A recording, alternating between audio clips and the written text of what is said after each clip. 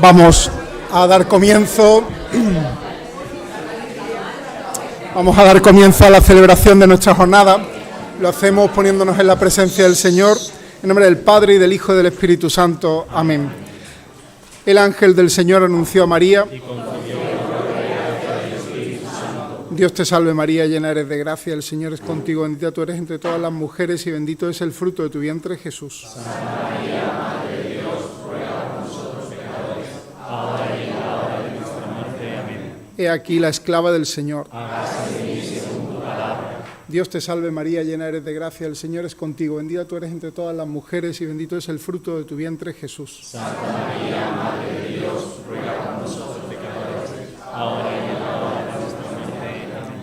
Y el Verbo se hizo carne. Y habitó entre nosotros. Dios te salve María, llena eres de gracia, el Señor es contigo, bendita tú eres entre todas las mujeres y bendito es el fruto de tu vientre, Jesús. Santa María, Madre de Dios, ruega por nosotros pecadores, ahora y en la hora de nuestra muerte. Amén. Gloria al Padre, y al Hijo, y al Espíritu Santo.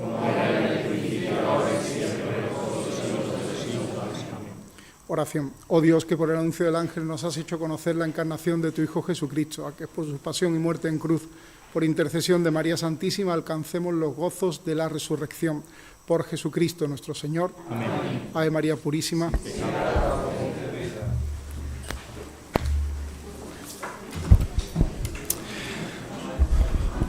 Buenos días, queridos profesores, conferenciantes, queridos alumnos, amigos. Para mí un motivo de alegría darle la bienvenida a esta jornada, la sexta, de nuestra cátedra de Mariología en la Facultad de Teología San Isidro de Sevilla, que en esta ocasión, como saben, está dedicada al estudio y a la profundización en el misterio de la Asunción de la Santísima Virgen María, de modo particular en este año, en el que se cumple el aniversario de la proclamación del dogma. Nos reunimos para reflexionar con rigor académico sobre esta verdad de fe, pero al mismo tiempo para renovar nuestro compromiso con una disciplina teológica, la Mariología, que ocupa un lugar esencial en nuestra formación y en nuestra misión eclesial. La Mariología, especialidad reconocida como en el marco del ciclo de máster en teología de nuestra facultad, no es una materia accesoria en el conjunto de los estudios teológicos, sino que es más bien una vía privilegiada para comprender el misterio de Cristo y de la Iglesia. Lo sabemos bien, María, en su singular vocación y destino, ilumina la economía de la salvación y nos muestra la plenitud de la respuesta humana al designio divino. Su asunción, proclamada en 1950 por el Papa Pío XII, es testimonio de la victoria definitiva de la gracia sobre la muerte y el pecado y signo profético de nuestra esperanza cristiana. Hoy, a través de las ponencias que jalonan estas jornadas, tendremos la alegría de escuchar y compartir, podremos ahondar en las fuentes bíblicas, patrísticas y magisteriales de este misterio, así como en su relevancia para la teología sistemática, la espiritualidad y también la vida pastoral de la Iglesia. Como Facultad de Teología asumimos con entusiasmo la tarea de fomentar una mariología profundamente teológica, enraizada en la tradición, abierta al diálogo interdisciplinar, de modo que contribuya en nuestro contexto al crecimiento intelectual y espiritual de quienes nos dedicamos al estudio de la razón de la fe. Agradezco sinceramente a nuestros ponentes, a la profesora Álvarez, muchas gracias doña Carmen, al profesor don Manuel Martínez, amigo y compañero decano en la Facultad de Teología San Esteban de Salamanca, y de un modo particular al director de la cátedra, don Álvaro Román, vicepresidente de nuestra facultad. Que María Santísima, elevada en cuerpo y alma a la gloria celestial, nos inspire, nos acompañe en nuestra búsqueda de la verdad teológica y también en nuestro servicio a la Iglesia. Bienvenidos y que esta jornada sea realmente fecunda para todos. Muchas gracias. Tiene la palabra don Álvaro Román. Muchas gracias, don Manuel. Y bueno, para no alargar mucho el asunto, en primer lugar también agradecer tanto a doña Carmen como a don Manuel Ángel su disposición desde primera hora para colaborar con nosotros en esta jornada de Mariología. Que como bien ha dicho don Manuel, pues a propósito del 75 aniversario de la definición dogmática de la Asunción de la Virgen, pues vimos oportuno profundizar todavía sobre este aspecto tan importante de los misterios de la bienaventurada Virgen María. Y en este sentido, la verdad es que también es complejo, porque se trata de uno de los aspectos marianos que se pueden abordar desde diversas perspectivas. Nosotros hemos seleccionado tres: una perspectiva antropológica, que es la que va a abordar la profesora Álvarez, como también una perspectiva propiamente eclesiológica, que en sí es una novedad desde el Concilio Vaticano II y que lo abordará pues don Manuel Ángel, y finalmente un servidor pues intentará abordar desde una perspectiva cristológica, obviamente pues un misterio tan importante como el de la Asunción. Bueno, pues hay otros aspectos escatológicos, de índole ecuménica, bueno, pues que nos ayudarían a seguir profundizando sobre el tema. Pero con estos tres temas o tres perspectivas, pues creemos que podemos aportar, ¿no?, una visión algo más completa sobre el tema. Como bien sabéis, para que se desarrolle correctamente la jornada, pues hemos pensado que la exposición de cada uno no sobrepase la media hora, es decir, unos 25 minutos, para que después entre nosotros perfilemos también algunos asuntos más, y si de entre los presentes queréis hacerle alguna pregunta, pues también es oportunidad para ello. Con lo cual, con el permiso del señor decano, pues cedemos la palabra a doña Carmen Álvarez. Muchas gracias. Pues muchas gracias, don Manuel, por la acogida, y a Álvaro por la invitación a participar en esta ocasión tan importante, ¿no?, porque estamos tratando una verdad dogmática, creo que trascendental, ¿no?, muy importante. Es evidente, sí, me acerco más, ¿no? ¿Sí? Vale, muy bien. ¿Me escucháis ahora? Sí, ahora mejor, ¿no? Es evidente que la perspectiva más adecuada para tratar sobre el dogma de la Asunción de María es el contexto de la resurrección. En los Evangelios, esta cuestión aparece tratada en el diálogo de Cristo con los saduceos, que plantean a Jesús el caso ciertamente enrevesado de la mujer que tuvo 7 maridos. Comentando este pasaje, Juan Pablo II destaca 2 ideas esenciales y precisas en la respuesta del Maestro. Por una parte, Cristo les señala un error de método, pues los saduceos no entienden las Escrituras. Y por otra, les indica también un error de fondo, pues no aceptan lo que está revelado en las Escrituras.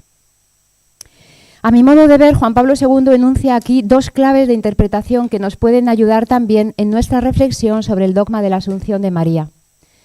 La primera es considerar esta verdad en la perspectiva de la entera historia de la salvación. La segunda es considerar el dogma de la Asunción desde la perspectiva de la vida, pues según la respuesta de Cristo, Dios no es Dios de muertos, sino de vivos. Punto primero, la maternidad de la mujer, un signo colocado en la cima del orden de la vida. El relato creacional de Génesis 1 parece orientarse todo él hacia la aparición de la vida. Acompasándose con el sucederse de los días de la creación, los versículos van narrando los diferentes momentos en los que Dios va depositando el don de la vida en el cosmos y en el paraíso. La entera creación aparece así como una tierra fecunda y un espacio habitable en el que Dios realiza una siembra divina de manera ordenada y jerárquica. Primero siembra la vida vegetal, luego crea la vida animal y en último lugar coloca en el paraíso al hombre, varón y mujer, como la forma de vida más perfecta. El relato parece evocar la figura de un sembrador que esparce su simiente llena de vida, como queriendo mostrar que el primer nombre con el que el Creador se revela es el de Dios viviente, el Dios de la vida. Génesis 1 nos muestra, por tanto, a un Dios que crea vivificando la materia. Su acción creadora es, en realidad, una acción vivificadora en la que se nos revela otro de los primeros nombres de Dios, por ser él mismo origen y principio de la vida, Dios es también Padre, es decir, el único capaz de entregar la vida a otros seres. Mientras que el relato de Génesis 1 adopta el esquema narrativo ascendente de la semana creacional, cuya obra prominente es la creación del hombre como varón y mujer, Génesis 2 culmina el relato de la creación del ser humano con la escena de la construcción de la mujer, narrada en Génesis 2, 21-22. La mujer se alza, edificada por Dios como hogar y casa del hombre, sobre el firme fundamento del varón. Esta imagen destaca el valor esencial y definitorio que tiene la maternidad en la estructura personal de la mujer, pero ilustra también la armonía y la colocación interna que Dios instaura dentro del orden humano de la vida, en el cual el varón es el principio generador de la vida y la mujer su principio receptor. La fecundidad del varón había de cimentar la maternidad de la mujer, destinada a su vez a edificar el edificio entero del ser humano. De este modo, el relato de Génesis 2 parece sugerir que con la maternidad de la mujer queda también ultimada la siembra de vida que, según Génesis 1, Dios había realizado en los días anteriores a la creación del hombre. De hecho, según Génesis 2, el acabamiento y la culminación de la creación parecen alcanzarse solo en esta última obra creadora, cuando el edificio de la mujer es colocado por Dios en la cima de lo creado. Así pues, Génesis 1 y 2 coinciden en considerar al ser humano, varón y mujer, como la culminación del orden cósmico de la vida. Ambos relatos parecen sugerir también que la vida entera del cosmos apuntaba en realidad hacia la fecundidad del varón, y ésta, a su vez, se orientaba hacia la maternidad de la mujer, dando a entender así que es precisamente esta última acción creadora de Dios la que desvela el sentido último de todas las anteriores. De este modo, la maternidad de la mujer es situada por Dios en la cima del orden cósmico de la vida, como se coloca en lo más alto una señal o un signo para que pueda ser visto y reconocido por todos. Por haber recibido en su carne la capacidad de ser un espacio habitable y un lugar de la vida, en la maternidad de la mujer había de manifestarse de una manera única y singular el Dios creador de la vida. En el destino salvífico de Dios, la maternidad de la mujer estaba llamada a ser, en medio de la entera vida del cosmos, un signo elocuente del don de la vida divina y del germen de incorruptibilidad que en ella se albergaba. Pues si no se hubiera dado el pecado original, su maternidad habría sido un canal natural para la dispensación de la gracia. Por ella, por la mujer, todos los hombres habrían venido a la existencia en gracia, es decir, sin la corrupción y la muerte propias del pecado.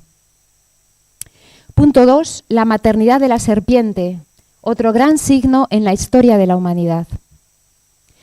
Junto con el signo de la mujer, en los orígenes de la creación aparece también la serpiente, que según Génesis 3:1 era, cito, más astuta que las demás bestias del campo que el Señor había hecho. Este signo aparece en el horizonte de la historia salvífica, recapitulando el drama de la batalla contra Dios que se libra en el corazón de cada hombre. El Apocalipsis confirma que esa antigua serpiente de Génesis 3 es el gran dragón rojo que apareció en el cielo ante la mujer vestida de sol. Cito, y fue precipitado el gran dragón, la serpiente antigua, el llamado Diablo y Satanás, el que engaña al mundo entero. Según la visión apocalíptica, el dragón se puso en pie ante la mujer que iba a dar a luz para devorar a su hijo cuando lo diera a luz. También la serpiente del Génesis se presentó ante la mujer de la creación dispuesta a arrebatarle su descendencia. A juzgar por las palabras que el protoevangelio pone en boca de Dios, la insidia de la serpiente parece orientarse desde sus orígenes a la lucha contra la mujer y contra el don de la vida que en ella procede de Dios. Cito, pongo hostilidad entre ti y la mujer, entre tu descendencia y su descendencia. Esta te aplastará la cabeza cuando tú la hieras en el talón. Este versículo, Génesis 3:15, anuncia, por tanto, un combate entre la serpiente y la mujer en el que están en pugna dos maternidades y dos descendencias. La maternidad de la serpiente, que da a luz hijos muertos por el pecado, y la maternidad de la mujer, que da a luz hijos vivos. La tradición de la Iglesia ha interpretado este pasaje de Génesis 3:15 en clave mariológica y eclesial, refiriendo a María y a la Iglesia el signo de la mujer del protoevangelio. Su descendencia sería Cristo, pero también los cristianos, que son engendrados y generados por la gracia a través de la maternidad espiritual de la Iglesia. Sin embargo, indica Juan Pablo II que nada impide leer el versículo en su sentido más literal, viendo en la mujer de Génesis 3:15 el arquetipo bíblico de toda mujer, la mujer de todos los tiempos y lugares, en cuya maternidad se libra también una lucha singular y feroz contra la serpiente. Por otra parte, es significativo que Génesis 3:15 sitúe esa lucha entre la maternidad de la mujer y la maternidad de la serpiente en la perspectiva de la redención. Sobre este punto, también Juan Pablo II comenta que, cito, las palabras del protoevangelio, releídas a la luz del Nuevo Testamento, expresan adecuadamente la misión de la mujer en la lucha salvífica de Cristo contra el autor del mal en la historia del hombre. Fin de la cita. Y sigue afirmando el Papa que esa misión consiste en la lucha a favor del hombre, de su verdadero bien, de su salvación, la lucha por su fundamental sí o no a Dios. Es precisamente en el momento del pecado cuando Dios desvela a la mujer la grandiosa misión que encerraba el signo de su maternidad. En el combate que la antigua serpiente dirige contra Dios, toda mujer ha sido asociada de una manera singular a María y a la Iglesia para cooperar a través de su maternidad en la obra redentora de Cristo y lograr la victoria del sí del hombre a Dios. Esta lucha perdura a lo largo de toda la historia del hombre, con momentos en los que cobra especial virulencia e intensidad y se prolonga hasta la batalla definitiva del final de los tiempos, en la que el dragón todavía busca devorar al hijo de la mujer. Así pues, es legítimo pensar que la serpiente del Génesis tentó y sedujo a la mujer y no al varón, precisamente por la excelsa misión y el grandioso valor salvífico que Dios había encerrado en el signo de su maternidad. Junto con la revelación de esta batalla entre la mujer y la serpiente, las palabras del protoevangelio contienen también el primer anuncio de la victoria final de Cristo sobre el mal y el pecado. De hecho, la asunción de María es un anticipo elocuente de esa victoria, pues el Apocalipsis confirma que la mujer vestida de sol logra dar a luz a su hijo a pesar de la insidia del dragón. Así pues, si la batalla contra la serpiente está unida a la maternidad de la mujer, también lo está la victoria final. En el hijo que da a luz la mujer del Apocalipsis está representada la descendencia anunciada en el protoevangelio. Está simbolizado por una parte Cristo cabeza, el primer miembro del cuerpo que ya ha resucitado, pero está también figurado el cuerpo de la Iglesia que todavía ha de ser dado a luz en cada uno de sus miembros y todavía ha de resucitar para la gloria. Y mientras el combate de la serpiente contra Dios continúe a lo largo de la historia del hombre, la mujer vestida de sol sigue encinta y grita con dolores de parto y con el tormento de dar a luz. Como afirma Juan Pablo II, son los dolores de parto que expresan la misteriosa relación que existe entre la maternidad de la mujer y el misterio pascual. El dogma de la Asunción de María entraña también esta dimensión dolorosa y pascual de su maternidad, que asocia a sus dolores de parto y al tormento de dar a luz los dolores de la maternidad espiritual de la Iglesia, hasta que todo el cuerpo de Cristo, la Iglesia, logre nacer para Dios y para la gloria de la resurrección. Es la situación que ya anunció Isaías con la imagen de la mujer parturienta.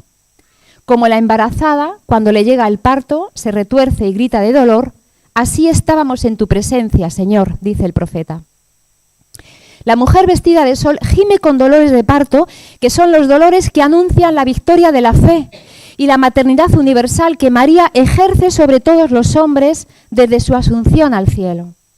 Así pues, la victoria final de esta mujer vestida de sol sucederá como sucede un parto y consistirá en un nuevo nacimiento. Todo esto es lo que anuncia ese gran signo que apareció en el cielo, la mujer vestida de sol, y es lo que sigue anunciando también ese otro gran signo colocado por Dios en la tierra, allí donde una mujer sufre los dolores de parto para dar a luz a su hijo, tanto en lo biológico como en lo espiritual. La mujer, toda mujer, que precisamente por su maternidad se encuentra asociada de una manera singular a la maternidad universal de María y de la Iglesia para dar a luz al Hijo, está llamada también a no sucumbir en la fe y a sostener en la fe a todos los creyentes.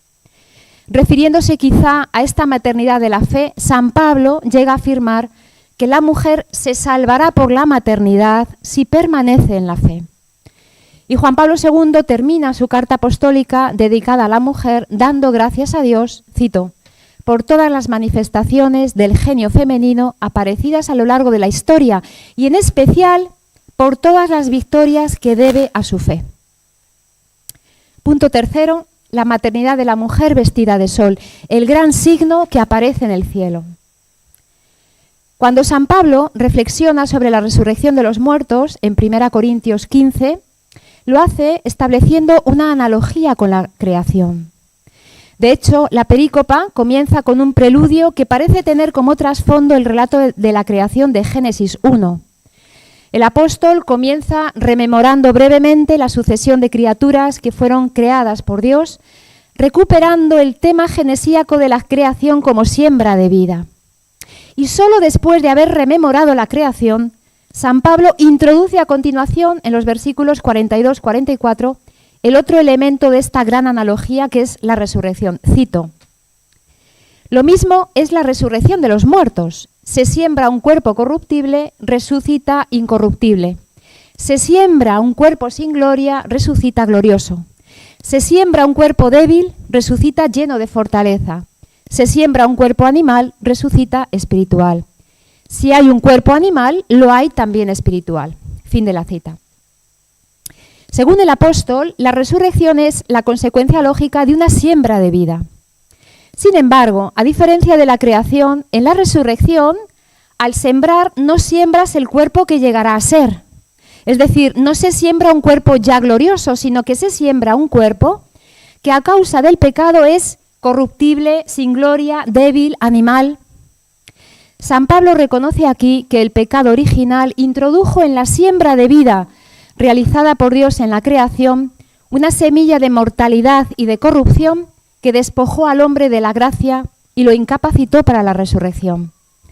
Habiendo perdido la gracia primera de la creación, también la maternidad de Eva quedó privada del germen de inmortalidad del que había sido portadora antes de la irrupción del pecado. De ahí que en nuestra condición histórica derivada del pecado, el varón solo puede sembrar ya en la mujer una semilla portadora de una vida corruptible, sin gloria, débil y animal, como diría San Pablo. En esta condición lapsaria, sigue explicando el apóstol, ni la carne ni la sangre pueden heredar el reino de Dios, y tampoco la corrupción heredará la incorrupción. Así pues, la victoria sobre la corrupción introducida por el pecado sucederá al modo de una nueva creación, es decir, sembrando en la vida mortal del cuerpo corrupto la semilla de una vida nueva que sea definitivamente portadora de inmortalidad para que el cuerpo resucite incorruptible, glorioso, lleno de fortaleza y espiritual.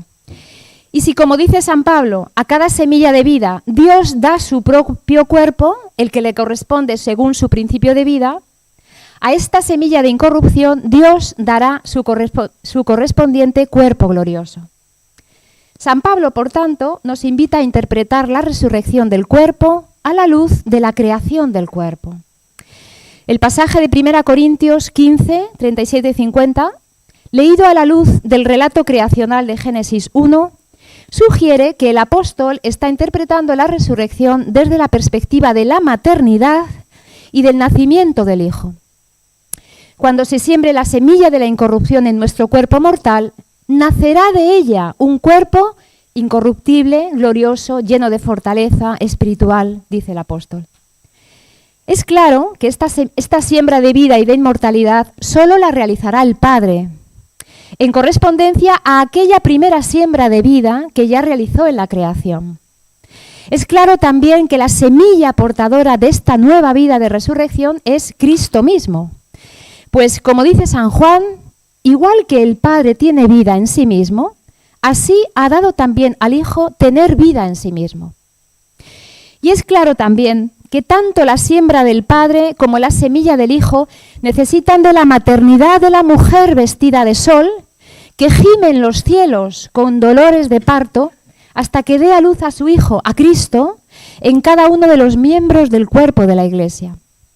El pasaje paulino de 1 Corintios 15, releído a la luz de este signo bíblico de la mujer, explica en realidad la realización última y definitiva de aquella grandiosa misión que Dios había asignado a la primera mujer creada. Si en la maternidad de la mujer que Dios construyó en la creación había de levantarse el edificio de la entera humanidad, en la mujer vestida de sol había de edificarse también el edificio glorioso de una nueva humanidad, destinada a la incorrupción y a la inmortalidad. Este es el cuerpo incorruptible, glorioso, lleno de fortaleza espiritual, al que se refiere San Pablo, el cuerpo de la Iglesia, el que da a luz la mujer vestida de sol. En su dimensión mariana, la resurrección es, por tanto, la expresión más acabada de la maternidad espiritual y universal de María. Es un parto en el que tiene lugar un nuevo nacimiento y en el que es dada a luz una nueva descendencia formada por todos los miembros ya glorificados del cuerpo de Cristo. San Juan se refiere quizá a este nuevo nacimiento de los creyentes cuando afirma que, cito, estos no han nacido de sangre, ni de deseo de carne, ni de deseo de varón, sino que han nacido de Dios. El nacimiento de este cuerpo incorruptible, glorioso, lleno de fortaleza espiritual, será ciertamente la victoria definitiva sobre la muerte y la corrupción del pecado. Quizá por ello Juan Pablo II gustaba de referirse a la Asunción de María como un nacimiento para el cielo, porque en ella se realiza de manera anticipada el destino de todos los creyentes, un nuevo nacimiento para la vida gloriosa e incorruptible de Dios. Punto cuarto, la necesidad de ampliar y reformular el paralelismo Eva-María. Comentando la visión de Apocalipsis 12, Juan Pablo II se refiere a María, elevada a los cielos, como un signo grandioso que fue revelado por Dios ya en los comienzos de la historia del hombre. El signo de la primera mujer creada estaba ya anunciando con el lenguaje de la maternidad y desde el cénit mismo de la creación un destino de gloria para el género humano que la Asunción de María no hace sino ratificar y confirmar. Por su parte, la profecía de Isaías 7:14 orienta el significado de ese signo bíblico de la mujer hacia la maternidad de la Madre de Dios, cito al profeta.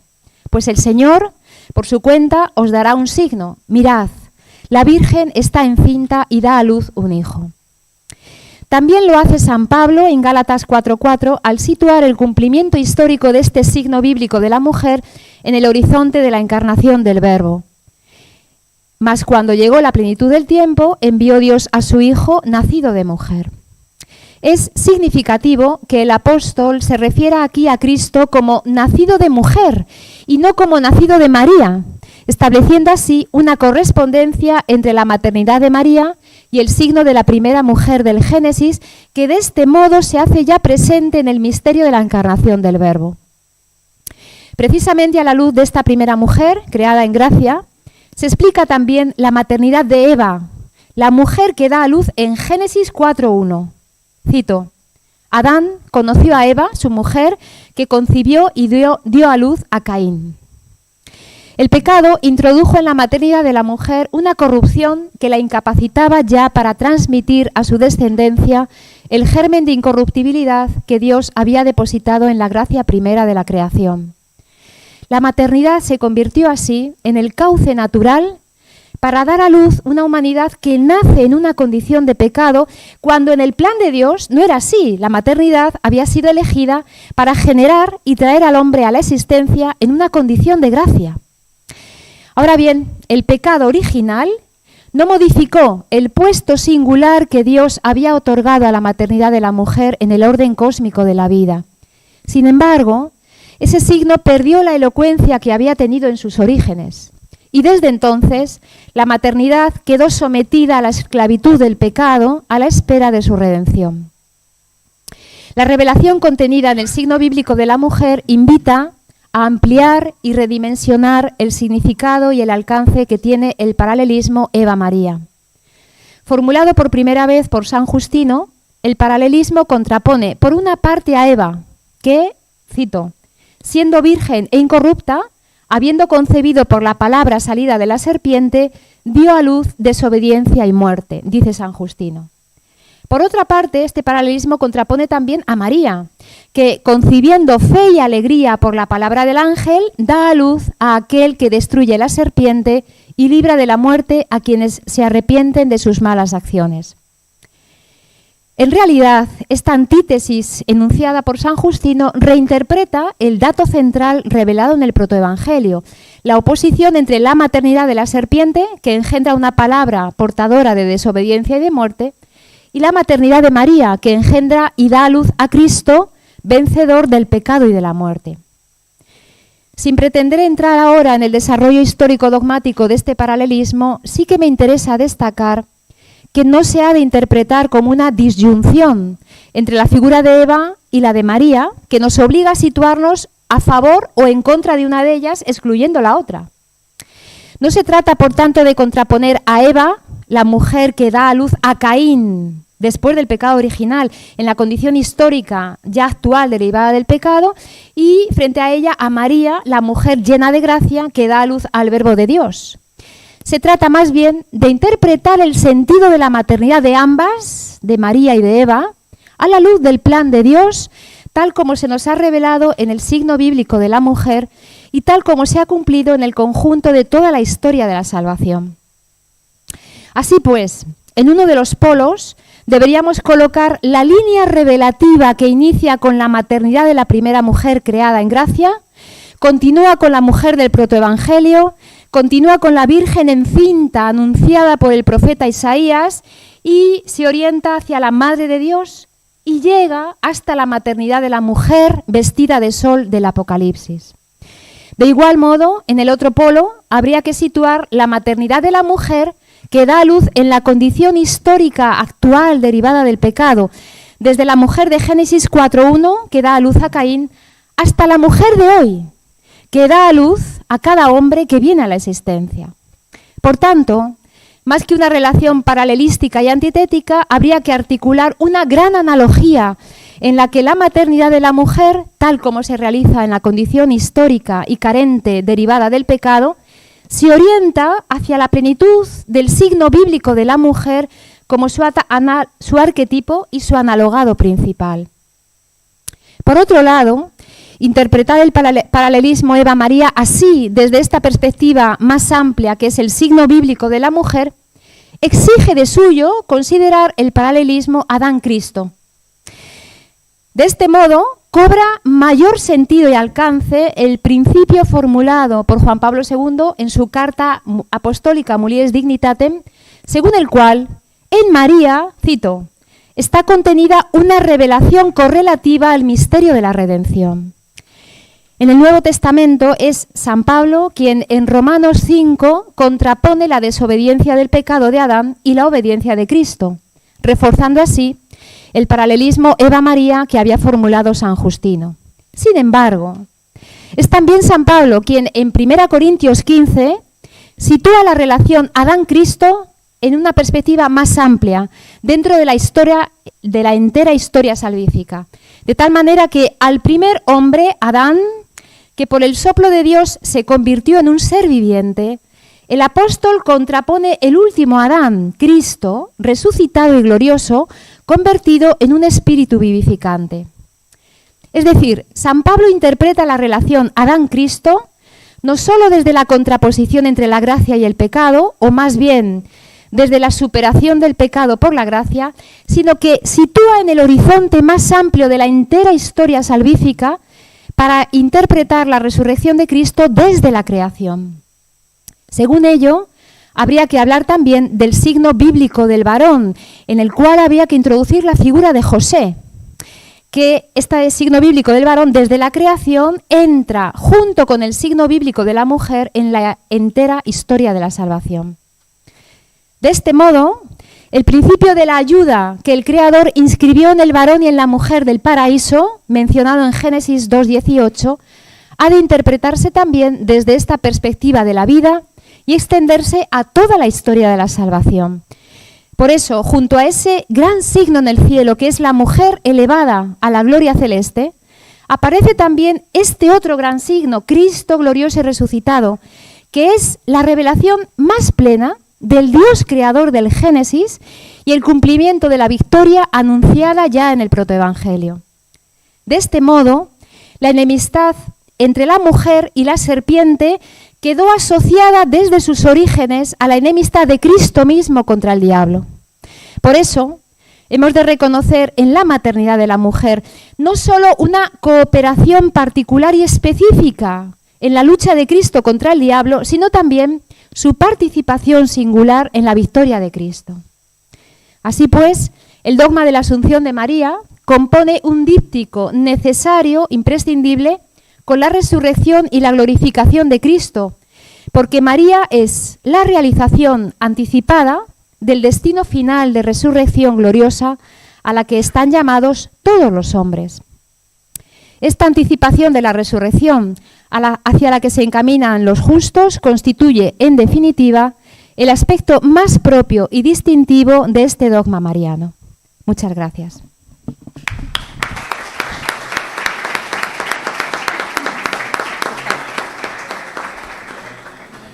Pues damos las gracias a doña Carmen por esta exposición sobre el tema desde una perspectiva profundamente bíblico-paulina. Estará contento don Álvaro Pereira, como también con esos matices patrísticos y también del magisterio de San Juan Pablo II. Seguidamente, don Manuel Ángel pues expondrá el asunto que nos ocupa, pues desde la perspectiva eclesiológica, que como introducía es una absoluta novedad a propósito del Concilio Vaticano II. Buenos días.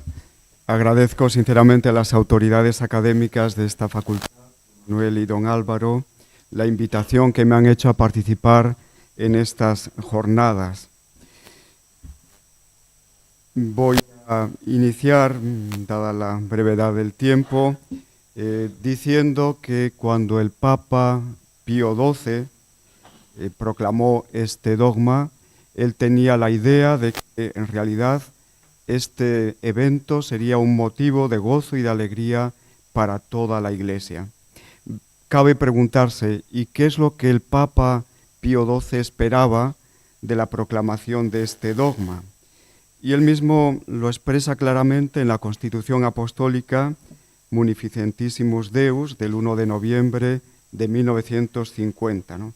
Él estaba convencido de que esta promulgación, de esta proclamación del dogma, sería de gran provecho para toda la humanidad y que serviría para dar gloria a la Santísima Trinidad y que también pues, sería un motivo para todos los cristianos para estimular la devoción mariana y también para que todos los cristianos desearan vincularse más íntimamente al cuerpo místico de Jesucristo, al cual pues está vinculada especialmente la Virgen María, dice el Papa, con un corazón maternal, ¿no? La Virgen María está unida a todos los miembros de este cuerpo místico de esta manera.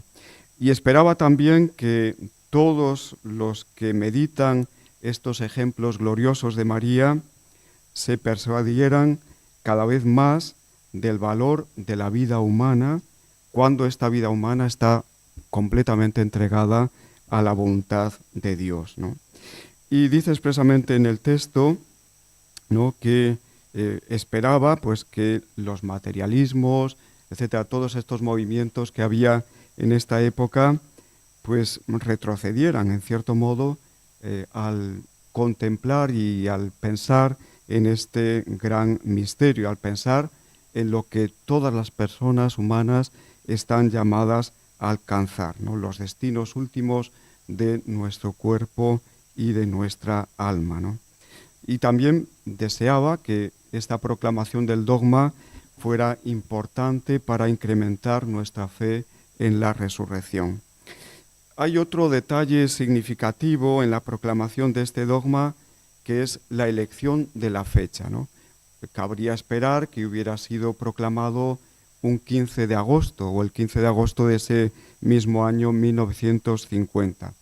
En cambio, el Papa Pío XII eligió otra fecha, eligió el 1 de noviembre, fiesta de Todos los Santos, para, dice René Laurentin, para no disociar a María, imagen escatológica de todos los santos llamados a encontrarla en su glorificación de cuerpo y alma con Cristo resucitado, ¿no?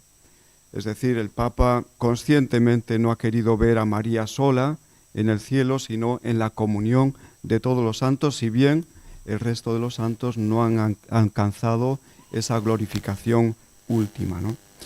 La definición que propone en dicha Constitución Apostólica, como bien se sabe, es muy breve, muy concisa, ¿no? Dice expresamente: definimos ser dogma de revelación divina que la Inmaculada Madre de Dios, siempre Virgen María, cumplido el curso de su vida terrena, fue asunta en cuerpo y alma a la gloria celestial, ¿no?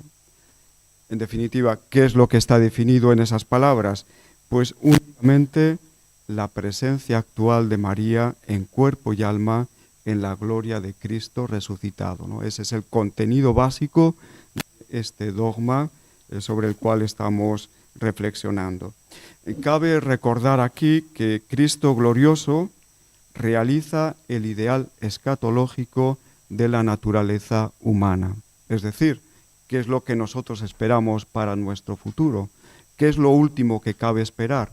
Pues es la participación en la naturaleza divina, ¿no? Cristo en cuanto hombre, pues realiza plenamente, perfectamente este anhelo, este deseo, ¿no? Cristo glorioso representa de forma perfecta el culmen de nuestro destino humano.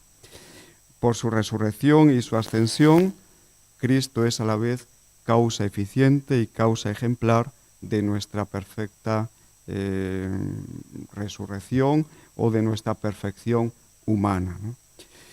Con la Asunción, la Virgen María representa el mismo ideal, ¿no?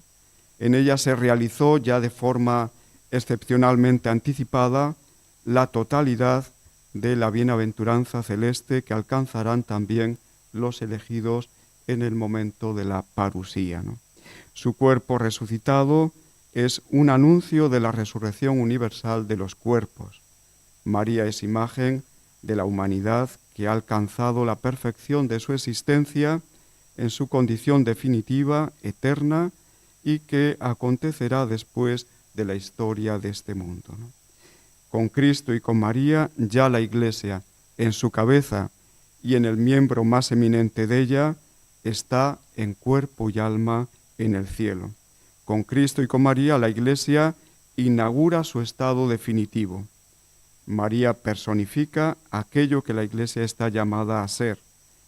María es confirmación y es garantía para toda la Iglesia de nuestra futura resurrección, que será también una obra del Redentor, ¿no? No olvidemos que Cristo no desaparece de la escena, aunque esté María, sino que María colabora con la obra del Redentor en todo momento. La glorificación de María representa la coronación de su maternidad divina, de su plenitud de gracia, de su absoluta virginidad y de su asociación a la obra salvífica de su Hijo, ¿no? Bueno, dicho esto como preámbulo, mi exposición se va a basar únicamente en los 4 números del Concilio Vaticano II, el Lumen Gentium, que aluden a este tema de la Asunción de la Virgen María, ¿no? El primer número es el número 59 del Lumen Gentium, que dice así: la Virgen Inmaculada, preservada inmune de toda mancha de culpa original, terminado el decurso de su vida terrena, fue asunta en cuerpo y alma a la gloria celestial y fue ensalzada por el Señor como Reina universal, con el fin de que se asemejase de forma más plena a su Hijo, Señor de señores y vencedor del pecado y de la muerte, ¿no? Es un texto muy concentrado, muy interesante, cabría hacer un comentario muy amplio de todo esto, y quisiera resaltar en este texto especialmente cómo el concilio ha vinculado la asunción de la Virgen María a la realeza, ¿no? Porque solamente desde esa posición de María asunta al cielo, pues María puede ejercer plenamente esta realeza, extendiéndola a toda la humanidad, ¿no? Lo mismo cabe decir también de su maternidad espiritual respecto de nosotros, ¿no? Solamente desde esa posición de asunta, pues puede ejercer esa maternidad de una forma, como seguiremos diciendo a lo largo de la exposición, ¿no? De este modo, la Asunción hace a María más cercana a nosotros, más capaz de ejercer esa vocación materna respecto de la humanidad, ¿no? Sin la Asunción no podría ejercer plenamente esa maternidad con respecto a nosotros, ¿no? Así, su glorificación no es solo algo para ella, sino especialmente algo también para nosotros. Es importante para nosotros, ¿no?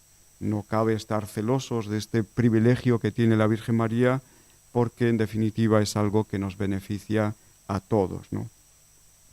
Después de estas palabras, la misma Constitución Conciliar dedica un apartado a hablar de la relación entre la Virgen María y la Iglesia, ¿no?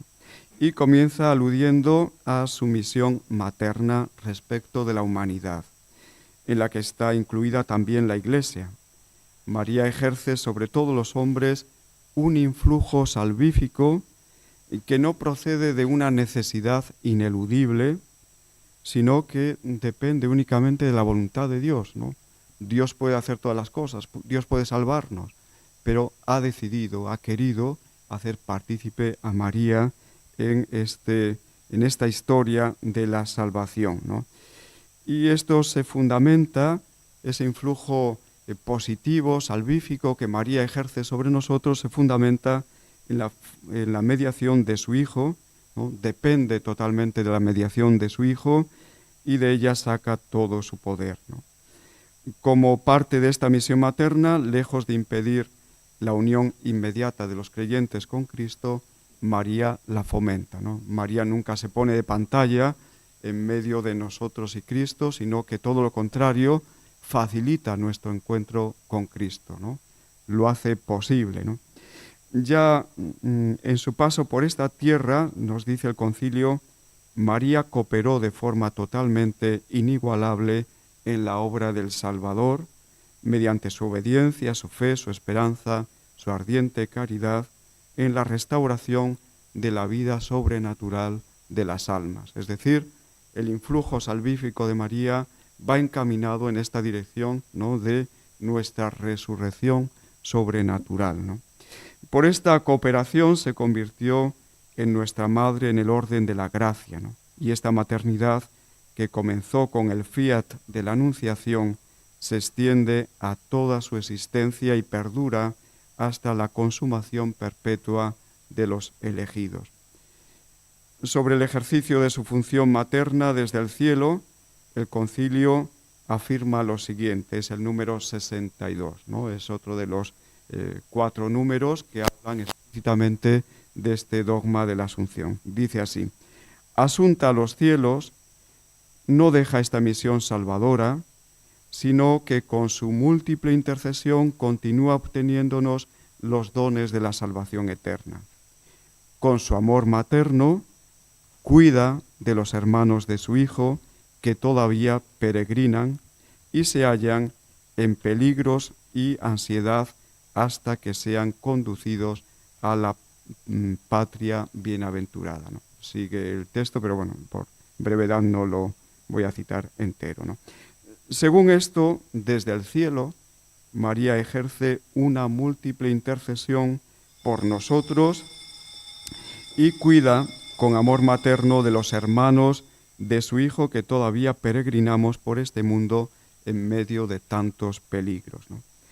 La asunción de María a los cielos hace posible el cumplimiento de su misión materna de una forma más plena, como decía hace un momento, ¿no?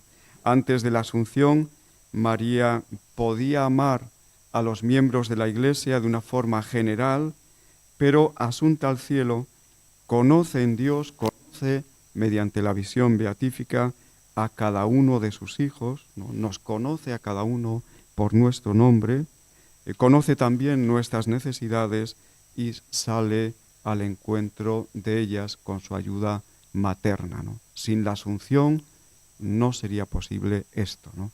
No sería posible cumplir esa función materna en toda su extensión, en toda su amplitud, ¿no? Pasamos al tercer número de la Constitución, es el número 68, que dice lo siguiente: mientras tanto, la Iglesia de Jesús, de la misma manera que glorificada ya en los... Mientras tanto, la Madre de Jesús, de la misma manera que glorificada ya en los cielos en cuerpo y alma, es imagen y principio de la Iglesia que habrá de tener su cumplimiento en la vida futura.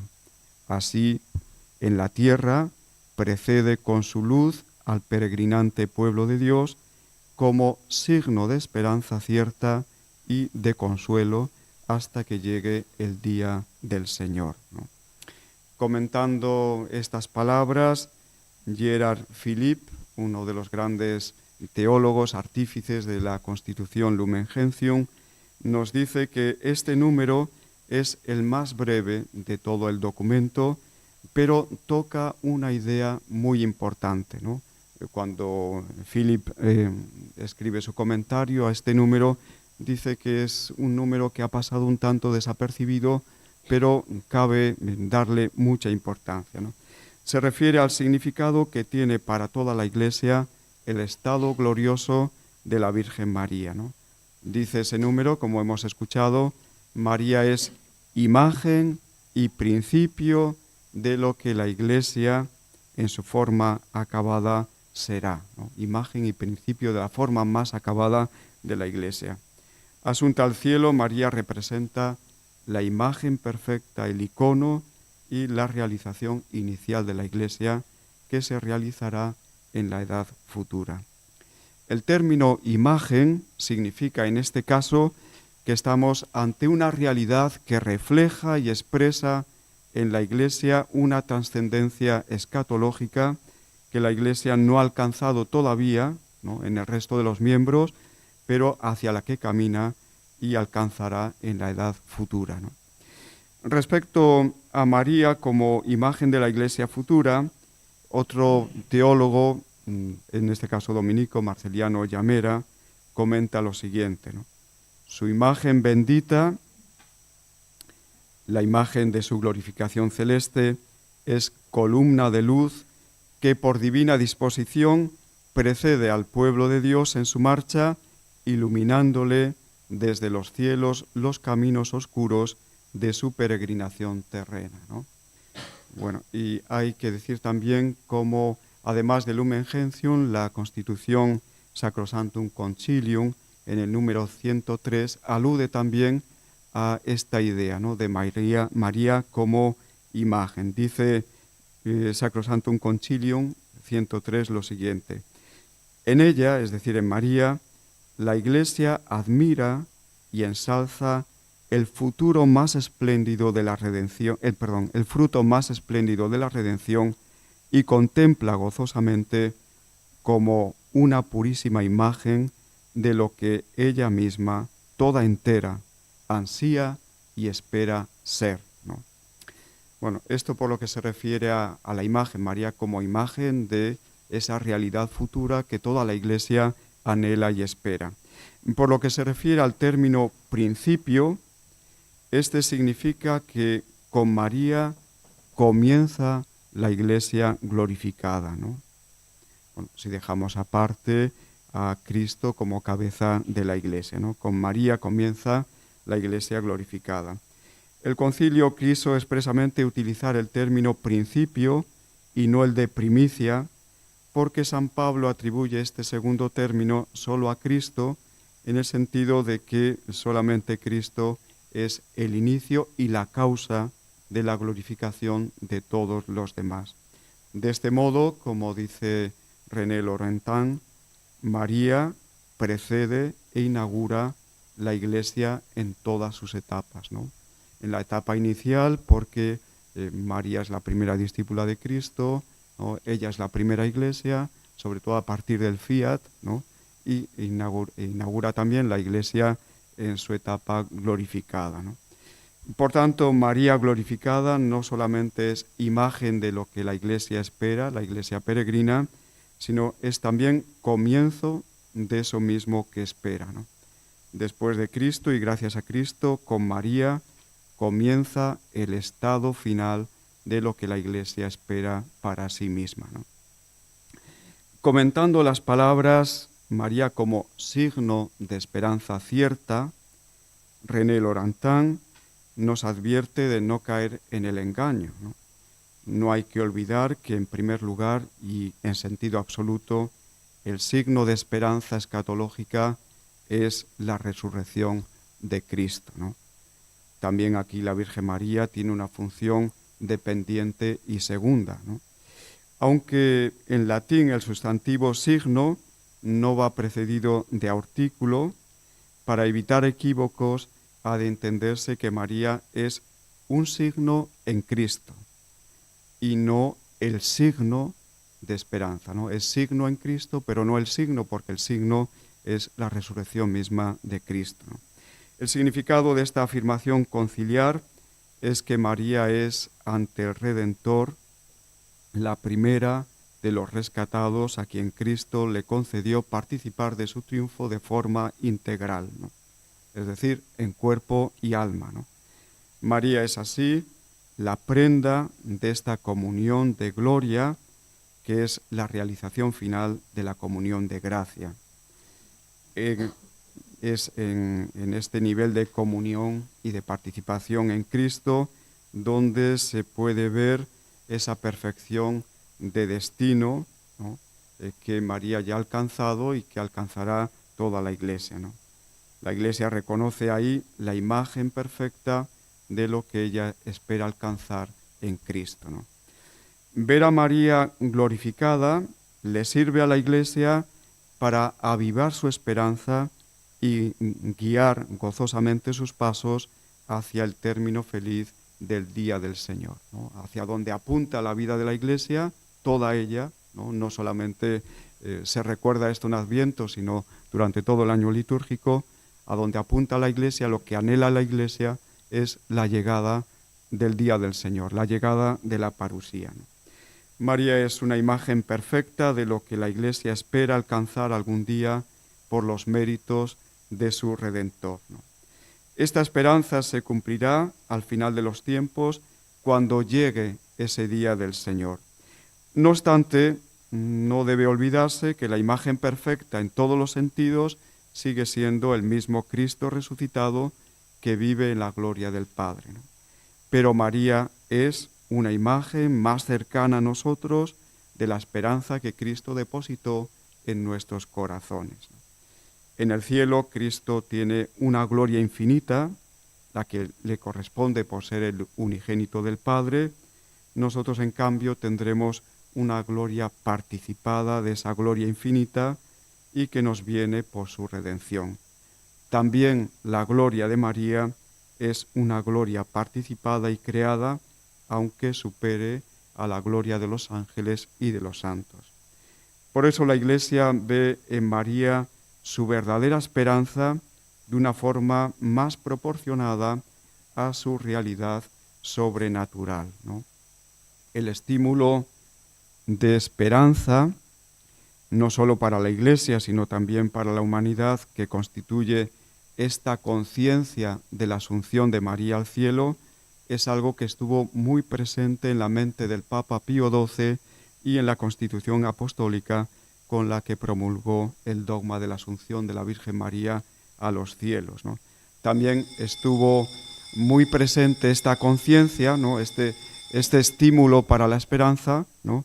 En el discurso que pronunció el mismo día de la promulgación durante el rito de solemne definición dogmática de la Asunción de la Bienaventurada Virgen María en cuerpo y alma a los cielos, ¿no?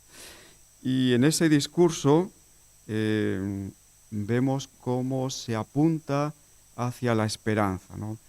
Hace una descripción de cómo es ese mundo, cómo es la generación en la que se promulgó este dogma, y el Papa dice que es una generación tan atribulada y doliente, perdida y desilusionada, pero también sanamente inquieta en la búsqueda de un gran bien perdido, resplandeciente de candor, de esperanza, de vida bienaventurada, ¿no? Donde María se siente como reina y madre junto al sol de justicia, ¿no? Bueno, ni que decir tiene que el Papa Pío XII pues, establece un vínculo muy estrecho entre María y el cuerpo místico, y realmente habla de esa esperanza que viene a suscitar el dogma, la proclamación del dogma de la Asunción de la Virgen María a los cielos. El último número que nos habla de la Asunción es el número 69, ¿no? Ya es el final de la constitución dogmática Lumen Gentium, o el último número del capítulo 8 de Lumen Gentium, ¿no? Y lo hace, habla de la Asunción de María en una perspectiva ecuménica, ¿no? Dice así: ofrezcan todos los fieles súplicas apremiantes a la Madre de Dios y Madre de los hombres, ¿no? En fin, con el objetivo de que ella interceda en la comunión de los santos ante su Hijo, hasta que todas las familias de los pueblos lleguen a reunirse felizmente en paz y concordia en un solo pueblo de Dios, para gloria de la Santísima e indivisible Trinidad. Bueno, no lo he leído entero, he ido a lo fundamental, ¿no? Es una forma de exhortar a todos los fieles a acudir a la Virgen Asunta para que interceda por la unidad de toda la humanidad, teniendo en cuenta que María pues participa ardientemente de este deseo de unidad entre todos, ¿no? Este texto es un buen complemento a los desarrollos anteriores sobre su intercesión, situándola en el contexto de la comunión de todos los santos, y tiene un valor realmente ecuménico, ¿no? Quisiera acabar con unas palabras del cardenal Suenens, que decía que María glorificada nos impulsa a tender hacia esa misma meta de la glorificación, convirtiendo en relativos todos nuestros absolutos terrenos y estimulándonos a aspirar a que llegue la parusía, el día del Señor. Desde su posición actual, ella nos ayuda a vivir el tiempo que nos separa de ese día en que llegue el reino que no tendrá fin. Nos hace peregrinar con la mirada fija en el cielo, donde ella nos aventaja y nos espera. Nos susurra al oído la oración cristiana por excelencia que clausura la Biblia: ven, Señor Jesús. Y dice textualmente: toda la aspiración de su alma entre Pentecostés y la Asunción, todo el soplo de su vida reside en esas palabras. Y añade: María nos llama incesantemente a vivir en la tierra la vida del cielo y a familiarizarnos con este mundo a la vez tan próximo y tan lejano de nosotros, tan próximo porque está ya en nosotros, tan lejano porque lo olvidamos sin cesar y lo comprendemos muy mal. Muchísimas gracias.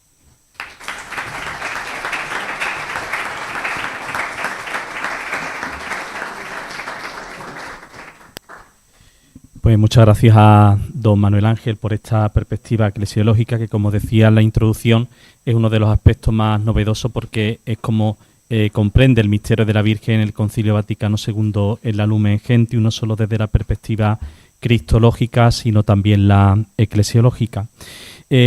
A un servidor pues le toca abordar el asunto ahora pues desde una mirada cristológica, para lo cual pues no solo me he basado en la Constitución Apostólica de la definición dogmática de la Asunción de la Virgen, sino también de la Lumen Gentium, como de las catequesis sobre la Asunción de San Juan Pablo II, teniendo en cuenta entre varios teólogos, especialmente en consideración a Jean Galot, teólogo francés, a quien sigue pues muy de cerca el Papa Juan Pablo II. Dicho esto, pues pasamos al primero de los puntos de mi exposición, la Asunción de María, fruto de la redención obrada por Cristo. Todo en María remite a Cristo, todos sus misterios se hallan estrechamente relacionados con Él. El conocimiento de su persona y el interés por ella a lo largo de los siglos, su presencia en los evangelios y en la fe de la Iglesia se deben a Él, o sea, a quien es Él, el Hijo de Dios, y a lo que Él hizo por nosotros, salvarnos. En este sentido, tanto la identidad de Jesús como su proexistencia nos dicen quién es María, es decir, cómo de forma concisa enuncia el Concilio, verdadera Madre de Dios y del Redentor. O como en otro lugar el mismo Concilio afirma, citado por don Manuel Ángel, la Virgen Inmaculada, preservada libre de toda mancha de pecado original, terminado el curso de su vida en la tierra, fue llevada en cuerpo y alma a la gloria del cielo y elevada al trono por el Señor, como reina del universo, para ser conformada más plenamente a su Hijo, Señor de señores y vencedor del pecado y de la muerte. Citando estas mismas palabras, Ponce Cuéllar afirma acerca del misterio que nos ocupa.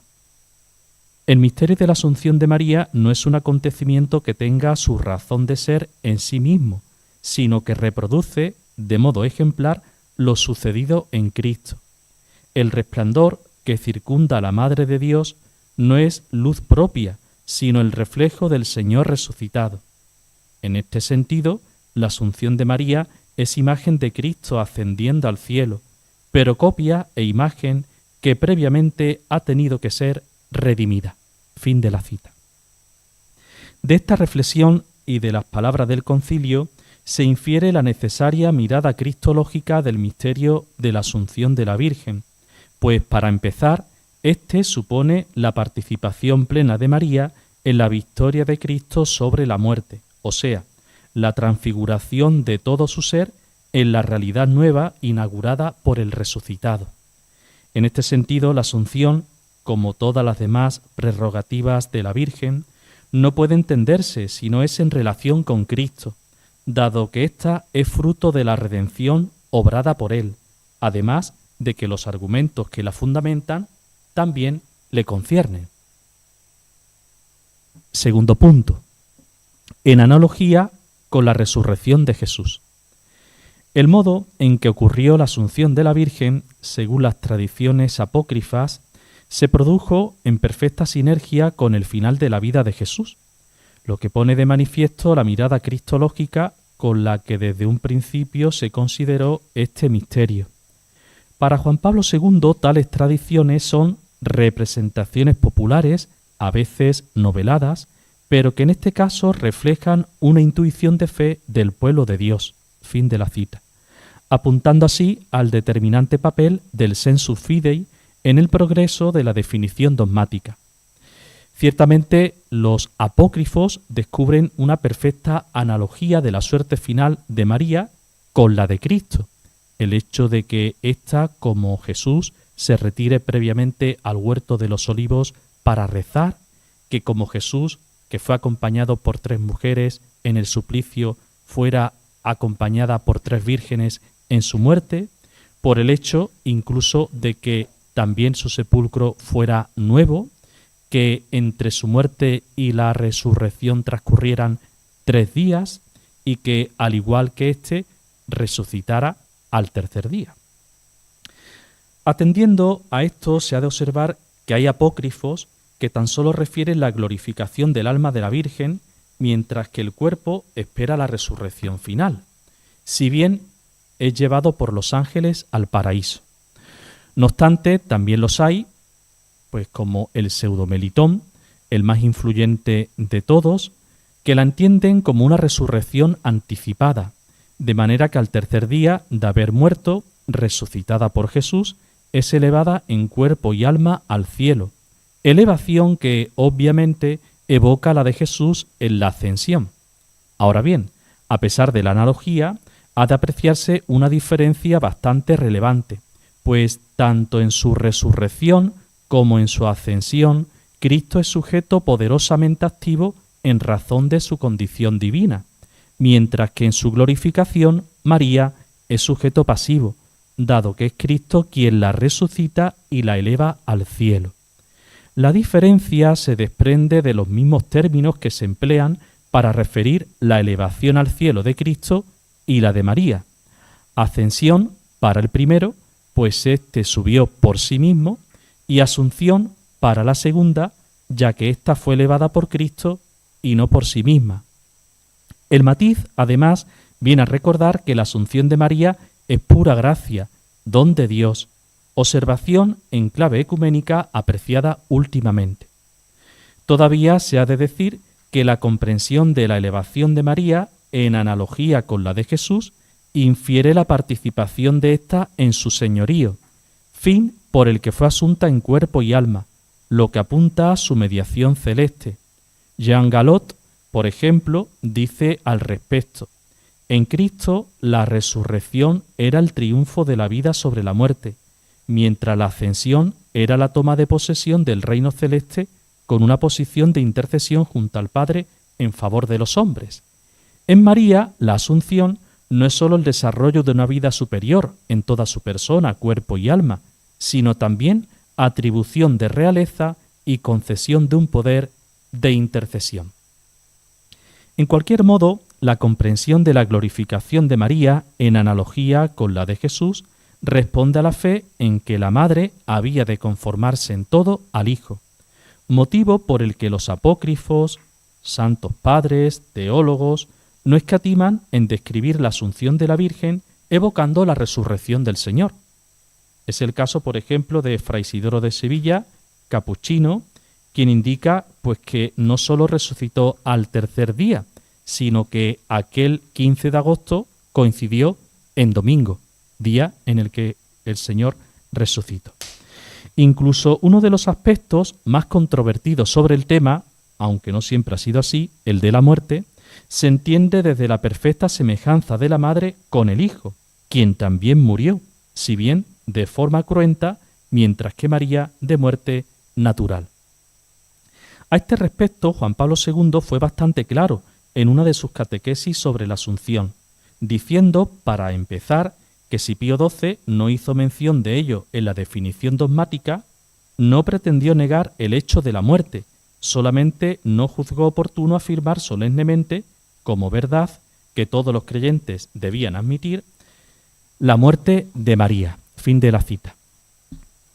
No obstante, como afirma la Pontificia Academia Mariana Internacional, la decisión del Papa Pacelli reforzó el movimiento inmortalista, motivo por el que Juan Pablo II, en la misma catequesis, advierte que esta opinión era desconocida hasta el siglo XVII, mientras que en realidad existe una tradición común que ve en la muerte de María su introducción en la gloria celeste.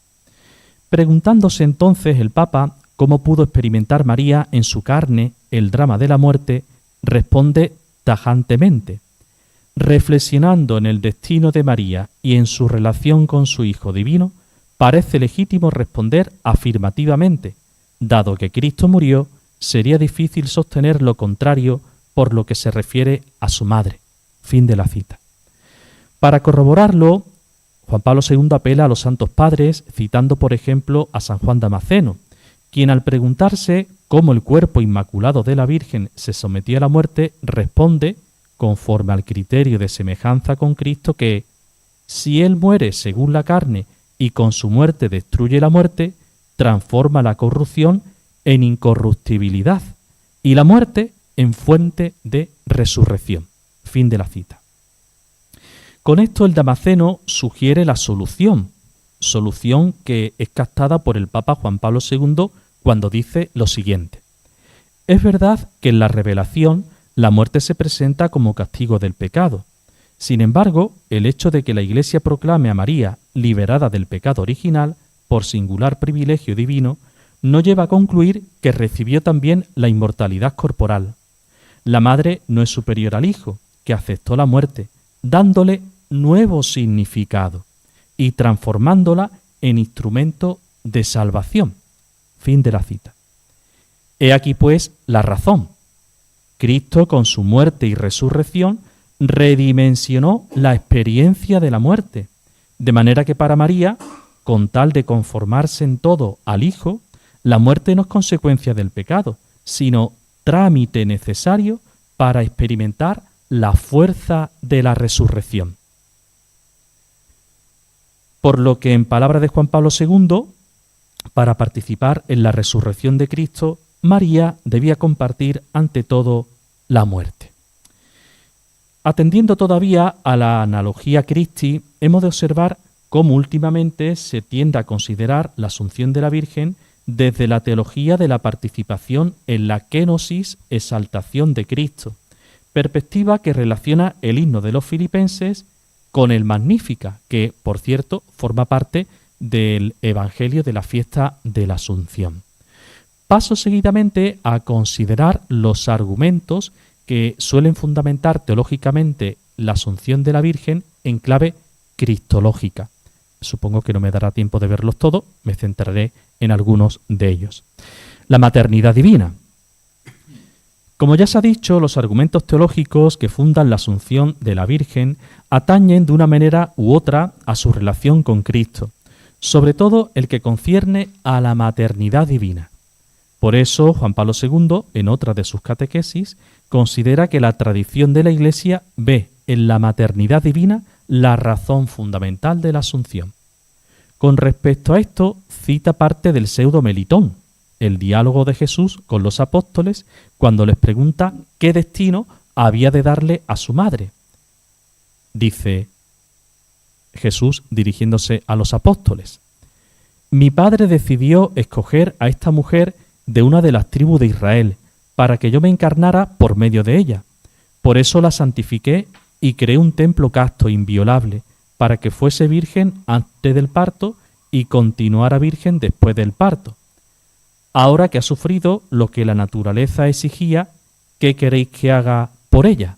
Y responde los apóstoles: Señor, escogiste este vaso para que fuera tu tabernáculo purísimo, tú que entonces todas las cosas desde antes del comienzo de los siglos.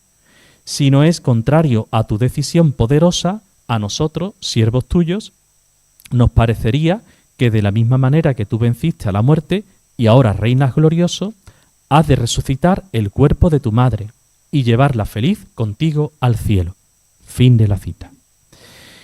El apócrifo, al relatar la procesión de los apóstoles con el cuerpo de la Virgen y el episodio del sacerdote enfurecido que, intentando volcar la litera, quedó paralizado, recuerda la escena del levita que osó tocar el arca de la alianza para que no cayese del carro, sugiriendo así una de las imágenes preferidas en la tradición de la Iglesia a la hora de interpretar prefigurativamente la maternidad divina. Tradición que parte del mismo evangelista Lucas, o sea, la del arca de la alianza. Pío XII la refiere varias veces en la Munificentissimus Deus, por poner algún ejemplo de los autores, en este caso santos padres, que así lo refieren, pues me remito a San Juan Damasceno, que dice: a ti, a la Virgen, a ti, que eres la verdadera arca de Dios, los apóstoles te llevaron sobre sus hombros hacia el sepulcro, del mismo modo que los sacerdotes transportaron aquella otra arca que era figura tuya. El sepulcro vino a ser como el Jordán, pues a través de él fuiste transportada a la verdadera tierra de promisión, es decir, a la Jerusalén de arriba, que es la madre de todos los fieles. Por su parte, la liturgia también se hace eco del arca de la alianza en relación con la Asunción, siendo así que la primera lectura para la misa vespertina de la fiesta corresponde a uno de los traslados del arca por los levitas, que recoge el primer libro de las Crónicas, mientras que la antífona del Salmo dice: levántate, Señor, ven a tu mansión, ven con el arca de tu poder. San Germán de Constantinopla lo argumenta de modo parecido al Damasceno. No es admirable que tú, el receptáculo de Dios, quedarás reducido al polvo, tal como los cadáveres que se descomponen, ya que aquel que estando en tu seno se anonadó, era Dios desde un principio y era la vida desde antes de los siglos. Fue conveniente que la madre de la vida cohabitara con la vida. Fin de la cita. El formulario de la Misa de la Asunción refleja la fundamentación del misterio en la maternidad divina, al usar en el prefacio palabras similares a la de los santos padres, cuando dice: con razón no quisiste, Señor, que conociera la corrupción del sepulcro, la que de modo admirable concibió en su seno al autor de la vida, tu Hijo encarnado. Fin de la cita. Considerando que la maternidad de María no se reduce a la relación biológica con Cristo, dado que ésta implica los lazos afectivos o espirituales entre madre e hijo, se infiere otro argumento de raíz cristológica para la Asunción de la Virgen, muy apreciado en la tradición de la Iglesia: el amor y el honor del hijo hacia la madre. San Germán de Constantinopla nos ofrece un texto bastante explícito al respecto, citado igualmente por Juan Pablo II. Así como un hijo desea y procura estar con su propia madre, y una madre anhela habitar con su hijo, así fue del todo congruente que tú, que tienes un corazón lleno de amor al que es tu Hijo y tu Dios, retornaras hacia Él, y que Dios, que manifiesta un afecto filial, te hiciera estar en su compañía y participar de su propia vida. Fin de la cita. A propósito del afecto de Cristo por su madre, Ponce Cuéllar observa que éste responde a María con un verdadero amor de hijo, no sólo humano, sino divino, lo cual significa plenitud y totalidad en el amor. Fin de la cita. La consideración de este argumento por los teólogos y predicadores propició una auténtica literatura poética sobre el asunto, basada sobre todo en el Cantar de los Cantares, al que incluso alude el Pseudo-Melitón para figurarse como Jesús llamó a su madre en la resurrección: levántate, amiga mía, paloma mía. Esta prefiguración, tenida en cuenta igualmente por Pío XII en la Munificentissimus Deus, saltó a la iconografía asuncionista, teniendo un ejemplo excelente en el mosaico del ábside de la iglesia de Santa María in Trastevere, en Roma, realizado por Pietro Cavallini hacia 1290. En el mosaico, María aparece ataviada como una reina, al modo de la emperatriz bizantina, abrazada por Cristo, quien la tiene a su lado en su trono. Este muestra un libro abierto con la inscripción de la antífona: ven, mi elegida, te pondré en mi trono, mientras que la Virgen extiende un rótulo con el versículo del Cantar de los Cantares que dice: ponga él su izquierda bajo mi cabeza y con su derecha me abrace. Por poner algún ejemplo más sobre el tema, Fray Isidoro de Sevilla, capuchino, dirigiéndose, hace que Cristo se dirija a su madre en su asunción como el amado a la amada del Cantar de los Cantares. Dice: reclinada la llevaba en su amantísimo pecho, trono se había constituido de su felicísima madre, carroza la mejor que han venerado los siglos. En ella iba al paso que descansada felicísima la purísima Virgen, y mirándola el Señor con piadosísimos ojos le decía: ven, amada mía, querida mía, paloma mía, amiga mía, ven, que ya se pasó el crudo invierno de la mortalidad del mundo, ya las continuadas lluvias de los trabajos y penas con felicidad se acabaron. Ya llegó el tiempo de la poda, ya es tiempo de que podando y cortando de vid tan misteriosa los largos sarmientos de las fatigas, produzcas bellos y ópimos frutos de felicidades eternas. Ven, para que en aquella bendita tierra de la bienaventuranza, que propiamente es tierra nuestra, se oiga tu dulcísima voz, más agradable a nuestros hijos que a nuestros oídos que la de la tórtola solitaria. Respecto al honor del hijo debido a la madre, Pío XII lo refiere por 2 veces en la Munificentissimus Deus, en función del 4º mandamiento. Siguiendo a San Francisco de Sales, dice: no es lícito dudar que Jesucristo haya ejecutado del modo más perfecto el mandato divino, por el que se impone a los hijos el deber de honrar a los propios padres. Dando un salto y considerando lo mismo, vamos a pasar a la santidad como argumento. En la misma fórmula de la definición dogmática, Pío XII relaciona la asunción de la Virgen con la Inmaculada, lo cual anticipa ya al principio de la Constitución. Pacelli dice: por privilegio del todo singular, vencía el pecado con su concepción inmaculada. Por eso no estuvo sujeta a la ley de permanecer en la corrupción del sepulcro, ni tuvo que esperar la redención de su cuerpo hasta el fin del mundo. Juan Pablo II, por su parte, no sólo refiere el sentido negativo de la verdad sobre la Inmaculada Concepción, o sea, la exención del pecado, sino también su sentido positivo, la santidad o perfecto estado de gracia de María.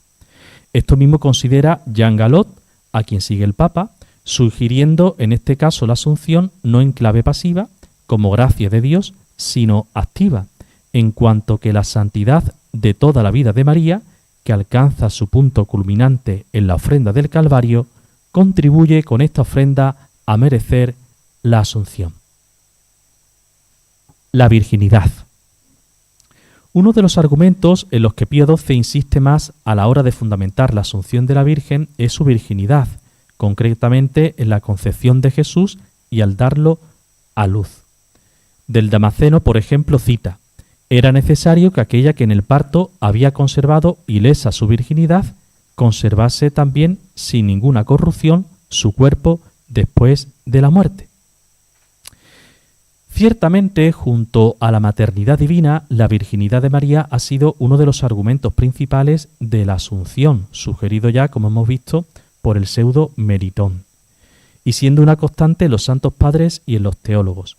No obstante, como observa el teólogo francés, la virginidad de María por sí misma no puede justificar su asunción, ni siquiera la incorruptibilidad de su cuerpo, pues implicaría lo mismo para quienes han conservado la virginidad, de manera que más bien la fundamenta en tanto en cuanto se integra en la maternidad divina, o sea, siempre que se atienda la paradoja del misterio de una maternidad que es a la vez virginal, índice de que María, incluso su integridad corporal, pertenece exclusivamente a Dios.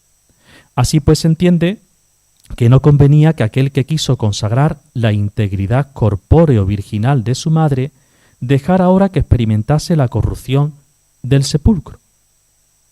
La corredención.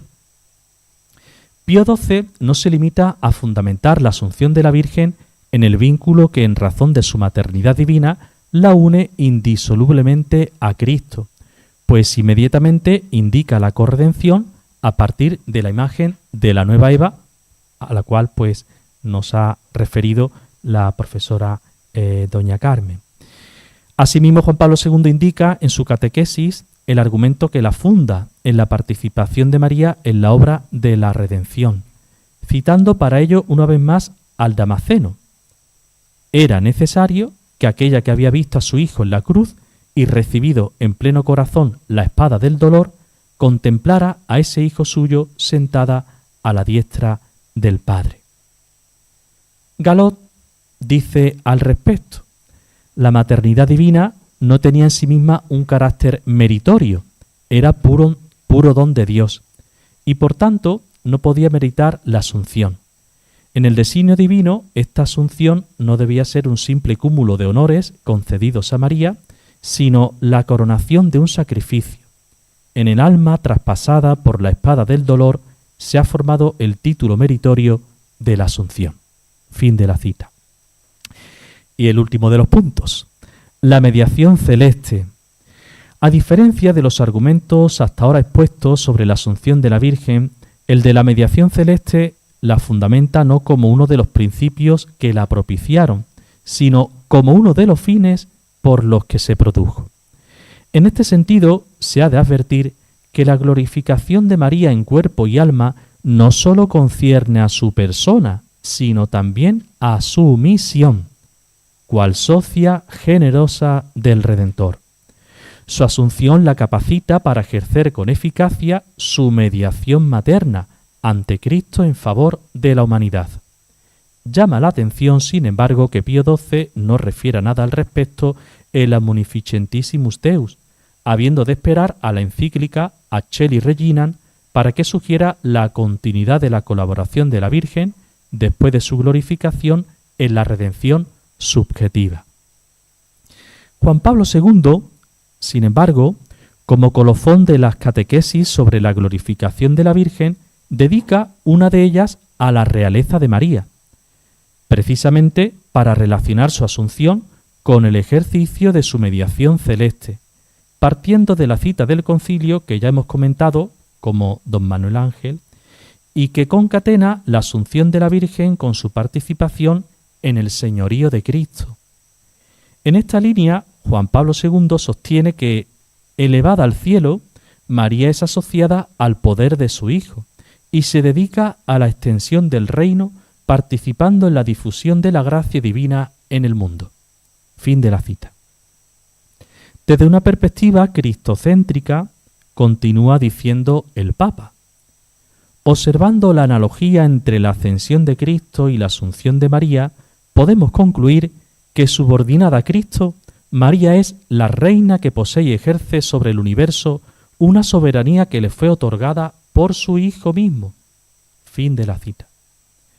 Y de forma explícita y concisa, al respecto de lo que venimos diciendo, dice Juan Pablo II: la solicitud de María, reina, por los hombres, puede ser plenamente eficaz precisamente en virtud del estado glorioso posterior a la Asunción. A propósito de lo cual, el Papa Juan Pablo II vuelve a citar a San Germán de Constantinopla, Santo Padre que se dirige a la Virgen para decirle que Cristo quiso tener, por decirlo así, la cercanía de tus labios y de tu corazón, y de este modo cumple todos los deseos que le expresas cuando sufres por tus hijos, y Él hace con su poder divino todo lo que le pides. Fin de la cita. Seguidamente, Juan Pablo II relaciona la asunción de la Virgen con un tema especialmente apreciado por él, el de la mediación de María a modo de presencia. Dice así: se puede concluir que la asunción no sólo favorece la plena comunión de María con Cristo, sino también con cada uno de nosotros. Está junto a nosotros, porque su estado glorioso le permite seguirnos en nuestro itinerario terreno diario. Citando para ello Juan Pablo II de nuevo a San Germán, que dice a la Virgen: tú moras espiritualmente con nosotros, y la naturaleza de tu desvelo por nosotros manifiesta tu comunión de vida con nosotros. Fin de la cita. En toda esta reflexión, Juan Pablo II sigue al pie de la letra el estudio de Jean Galot, concretamente el apartado intitulado Asunción y potencia mediadora, en el que el autor expone con elocuencia la relación entre ambos misterios, lo cual podría resumirse en una de las afirmaciones que hace al respecto. La Asunción está destinada a asegurar del modo más perfecto el ejercicio de esta mediación. Fin de la cita. En esta perspectiva, Juan Pablo II termina su catequesis y con ello nosotros nuestra exposición con las siguientes palabras: elevada a la gloria celestial, María se dedica totalmente a la obra de la salvación, para comunicar a todo hombre la felicidad que le fue concedida. Es una reina que da todo lo que posee, compartiendo sobre todo la vida y el amor de Cristo. Pues muchas gracias.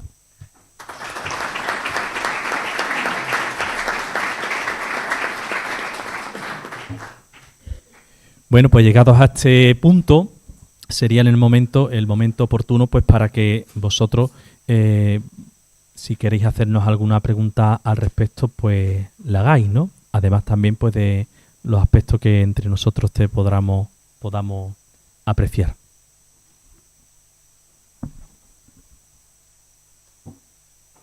O calle para siempre.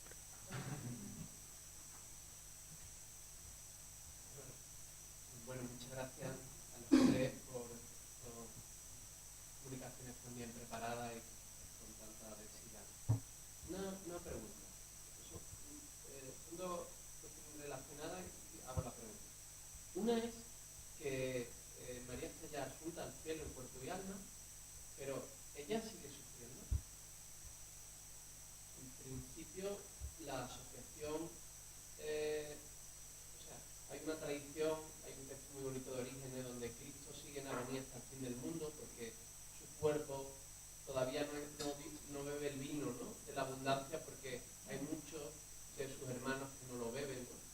Entonces, en ese sentido, los dolores de la Virgen por su maternidad espiritual continúan. ¿Y eso cómo se vertebra teológicamente? Y la segunda cosa, en este sentido también, que su realeza, que he comprendido ahora que es una expresión de su mediación espiritual, su realeza quizá debería ser también evangelizada, o nuestra comprensión de su realeza debería ser evangelizada, porque es una realeza, me he acordado por el título de Galón, ¿no?, que es realeza y potencia. Es una realeza que respeta nuestra libertad y que se hace al modo de Cristo, ¿no? Una realeza muy débil, en algún sentido, porque Cristo escucha todo lo que María le dice y María escucha todo lo que nosotros le decimos, pero constatamos que todo lo que le decimos a María no sucede. Entonces, las dos preguntas es un poco esas. María sigue sufriendo hasta el fin del mundo y cómo entender esa realeza o esa potencia intercesora aceptando el problema de las peticiones no oídas, de las intercesiones que son oídas pero que a nosotros nos parecen oídas. Aquí, o la lanza. Es que al final los tres habéis construido un poco, ¿no? Pues con permiso me atrevo un poco, partiendo de la segunda, ¿no? Siempre hay que tener en cuenta pues que nuestro lenguaje es un lenguaje analógico, ¿no?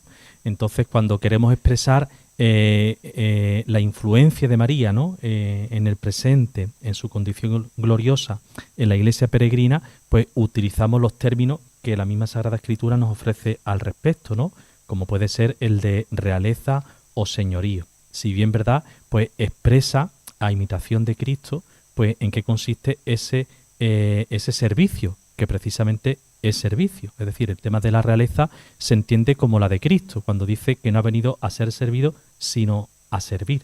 E igualmente, en relación con este tema, hay una misa, el de María Reina, en el que se presenta en el prefacio lo siguiente: a la que mucho te sirvió, la has enaltecido, que es ese principio de humillación y exaltación. Y por otra parte, respecto a las peticiones no oídas, claro, esto es propio de la misma oración, ¿no? Es decir, nosotros presentamos nuestras súplicas a Dios, a Él directamente, a Cristo, como a través de la intercesión de los santos, y en este caso de una forma singular a la bienaventurada Virgen María. Ahora, en el secreto de Dios se halla el hecho de que nuestras súplicas sean o no sean atendidas. Habría que recordar también aquello que se nos dice, ¿no? Quizá lo que le pedimos no nos conviene en el momento presente, o bien esas peticiones que le hacemos no corresponden a los planes de Dios que nosotros todavía no entendemos y que sin embargo nos ayudamos leyendo los signos de los tiempos, pero ello no lo entendemos. Eso no quita pues que sea contrario a la eficacia de la mediación de la Virgen. Para empezar, ¿no?, nosotros, que somos muy occidentales y tenemos como una mentalidad de la mediación demasiado mercantilista, la mediación no es solo que nos da, la mediación es mucho más. La mediación es afecto materno, la mediación es compañía. Por eso decía San Juan Pablo II pues que la Iglesia no solo cree en la mediación de la Virgen, sino que la experimenta. Y un lenguaje sencillo, muy modesto al respecto, pues son los esvotos, detrás de los cuales hay múltiples historias al respecto, de súplica atendida o no atendidas. Y respecto a lo que decía, claro, eso también es una cuestión muy trinitaria como cristológica y escatológica. Es decir, se sufre en el cielo, hombre, el sufrimiento, por así decirlo, no es equiparable al sufrimiento terreno, ¿no? Porque el sufrimiento es expresión de nuestra condición humana y de nuestra limitación en el espacio y en el tiempo. El gozo del cielo, el hecho de hallarse en la gloria celeste, lo cual es incomprensible, pero real, pues excluye este tipo de sufrimiento. Ahora bien, ese sufrimiento no es incompatible con la empatía. Es decir, que tanto Cristo en condición de su naturaleza humana, como también María y todos los santos, se compadecen de nosotros y en sentido, permítaseme, metafórico, sufren por nosotros. Pero no es un sufrimiento físico, psicológico como el nuestro. Es más bien para que nos entendamos como preocupación por nosotros. No sé si...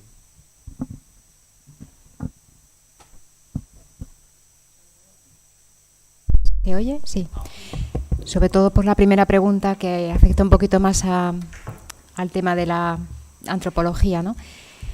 Según te escuchaba, Álvaro, pues yo me acordaba del pasaje ese de San Pablo, completo en mi carne, lo que falta a los sufrimientos de Cristo, ¿no? El misterio del dolor y del sufrimiento implica el lenguaje de la carne, del cuerpo. Y por eso es importante, yo lo he dicho un poco en mi exposición, ¿no? El tema de la Asunción de María, la verdad dogmática de la Asunción, tiene también esa dimensión redentora y pascual. No porque la Virgen, como ha dicho Álvaro, sufra en sí misma, porque ya está en la condición gloriosa, pero sí en cuanto que asume como suyos, igual que hizo Cristo, hace suyos todos los sufrimientos de ese hijo que tiene que dar a luz, que es la Iglesia, ¿no? Hay un sufrimiento en María muy análogo, muy parecido al sufrimiento de Cristo en Getsemaní, que también se expresa en el cuerpo, ¿no? Que sufre, suda sangre. Es decir, el dolor de María es el dolor de una madre hacia sus hijos. Asume el dolor de ese hijo que todavía está pariendo, que no ha dado a luz, y lo hace suyo. Y eso lo asume precisamente en su carne, que es lo que hace el Verbo cuando se encarna. Asume todo el sufrimiento del hombre, lo hace suyo, como asumiendo todo lo humano en la carne, ¿no? Entonces María realiza también esa especie de asunción en la propia carne de lo que son los sufrimientos de ese hijo que está pariendo, está dando a luz, pero todavía no lo ha dado. Por tanto, hay una dimensión redentora, corredentora si queréis, y pascual, martirial incluso en esta dimensión materna de la Asunción. No es un sufrimiento físico tan material, tan sensible como el que nosotros tendemos a pensar, ¿no? Me pincho y me duele, pero sí esa forma de sufrimiento mucho más fina, más exquisita, más perfecta, más parecida al sufrimiento de Cristo, que es el sufrimiento interior, ¿no? La pasión de Cristo no es solo física, es sobre todo la pasión interior, ¿no?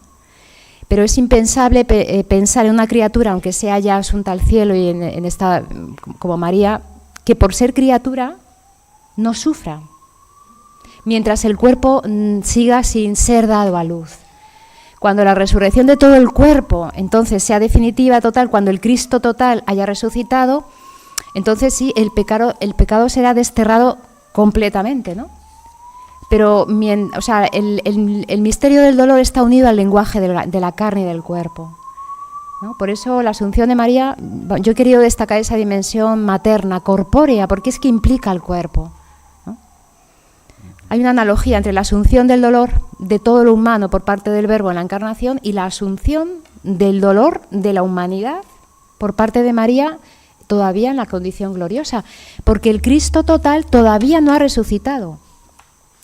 Mientras dure la historia del hombre, seguirá existiendo el dolor en el sentido más intenso, más espiritual, y por lo tanto María seguirá sufriendo padeciendo con. Porque si no sufriera, dejaría de ser madre, ¿no? Pero porque todavía no hemos resucitado.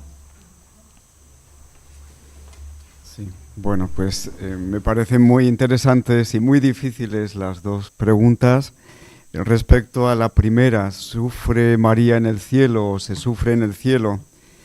Pues ahí habría como dos posiciones, ¿no? La de Orígenes, que hablaba de Dios como que no tiene pasiones, pero tiene propasiones, ¿no? Algo similar al nivel de Dios y tal. Jacques Maritain llevó más al extremo esta posición diciendo que, si supiéramos que Dios sufre y más que nosotros y demás, ¿no? Entonces la perspectiva cambiaría, ¿no? Bueno, esa es una posición. Hay otra posición que sería la tomista, la de Santo Tomás. Especialmente la podemos captar cuando él habla de la misericordia, ¿no? La misericordia es sentir miseria en el propio corazón cuando uno ve las miserias ajenas, ¿no? Pero bueno, no acaba ahí la misericordia. Hay una segunda parte que es hacer todo lo que uno puede por socorrer esa miseria, ¿no? Y Santo Tomás dirá, la primera parte no se da en Dios, ese sentir miseria en el propio corazón, pero la segunda se da y de qué manera, ¿no? El que mejor la puede llevar a cabo, ¿no? Bueno, son dos perspectivas diferentes. Ahí pues habría que situarse cada uno donde le parezca que responde mejor a la realidad, ¿no? Podríamos transferir esto mismo a María, ¿no? María es misericordiosa, siempre en dependencia de Dios y de Cristo, por supuesto, y podría ejercer esa misericordia de esta manera, ¿no? Siendo solícita con las necesidades y sufrimientos de la gente que está a su cargo, que es toda la humanidad, ¿no? Bueno, a este respecto quisiera recordar una anécdota, aunque es un poco absurda, ¿no? Alguien que asistió a un congreso sobre el sufrimiento, sobre el dolor, y al final del congreso llegó a la conclusión, ¿por qué sufrimos? Pues porque somos de carne y hueso, ¿no? Bueno, en el cielo es otra la condición, aunque existe esa corporalidad, ¿no? Un cuerpo neumático glorificado, ¿no? Respecto a la segunda pregunta sobre la realeza, yo diría que, bueno, no yo, sino en teología se entiende que esa realeza, tanto Cristo y después María, pues la ejerce no como un poder absoluto, sino fundamentalmente como un servicio, ¿no? Un servicio a la humanidad, un servicio de salvación, ¿no? Entonces, ¿qué ocurre con las peticiones que aparentemente no son escuchadas? Yo entiendo que Dios nos escucha siempre, Dios escucha siempre nuestras peticiones, Dios no las atiende siempre, ¿no? Bueno, o no las atiende según nuestras expectativas, pero eso no debe hacernos dudar del amor de Dios, ¿no? Nadie nos ama tanto como Dios, nadie nos ha amado ni nos amará nunca tanto como Dios, aunque no responda a lo que nosotros esperamos concretamente de Dios, y lo mismo se puede aplicar a la maternidad espiritual de María, ¿no? El hecho de que no responda a nuestras expectativas no nos debe hacer dudar de su maternidad y de su solicitud por nosotros, ¿no? Ciertamente el misterio del mal siempre nos desconcierta, nos quedamos mudos ante esa realidad, ¿no? Lo único que podemos remitir es a las promesas de Dios, ¿no? Y sobre todo pues al misterio de la cruz, ¿no? Es lo que se me ocurre al respecto, ¿no? Pues si no procede ninguna pregunta más, damos por concluida la jornada y bueno, pues yo seguir invitando a todos los presentes a considerar, ¿no?, dentro de la teología la importancia que tiene para nosotros la Mariología y bueno, pues la suerte de que nuestra facultad ofrece estos servicios, ¿no?, a través de la cátedra, pero también, como sabéis, a través de la investigación de las mismas asignaturas de Mariología y en la propia licenciatura, que tiene como máster e igualmente la Mariología. Como resumen, ¿no?, o como una breve frase, ¿no?, que podría cumplir, ¿no?, desde el último que decía don Manuel Ángel, a quien aprovecho para agradecerle de nuevo su presencia, como también a doña Carmen, todo lo que hemos visto es que, bueno, pues en María todo es parecido a Cristo, ¿no? Y en este sentido, ese enunciado que pronuncia el Señor, quien se humilla será enaltecido, y que Él mismo encarna mediante su pasión, muerte y resurrección, pues también se refleja en María, asunta en cuerpo y alma al cielo. Quien se humilla, pues será enaltecido. Pues muchas gracias.